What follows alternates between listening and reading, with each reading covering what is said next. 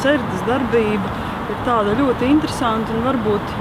es pat laikam nebaidīšos teikt, unikāla Latvijas mērogā visā, jo,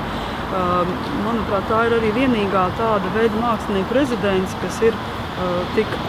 aktīvi, kas tā darbojās un, manuprāt, arī ar panākumiem labiem. Protams, tas nav viena gada darba rezultāts Serdei, kad tie ir ļoti daudz gadu kopā un varbūt tagad beidzot mēs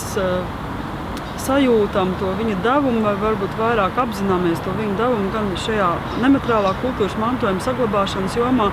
gan arī šajā savdabīgajā veidā, kā Serde cenšas integrēt šo tradicionālo kultūru, nemateriālo kultūras mantojumu mūsdienu mākslā, mūsdienu varbūt tādās mākslas izpausmēs, jo kurš gan būtu iedomājies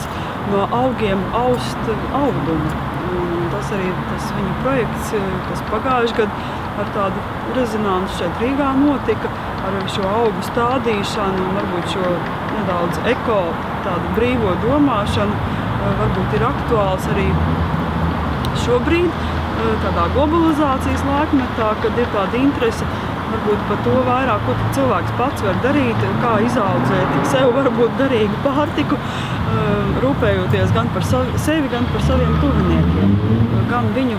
šie lauka visi pētījumi, kas ir iznākuši vairākās dažādās būtnīcās, gan šie stāsti, kas ir apkopoti, gan kā ir pētīta Aizputes novada, visa šī kultūra vēsture. Un labākais tas, ka tas nav palicis vienkārši atmiņu stāstos vai kā, bet tas ir arī publicēts, kas ir no svara varbūt arī nākošajām paaudzēm, kas tiek saglabāts.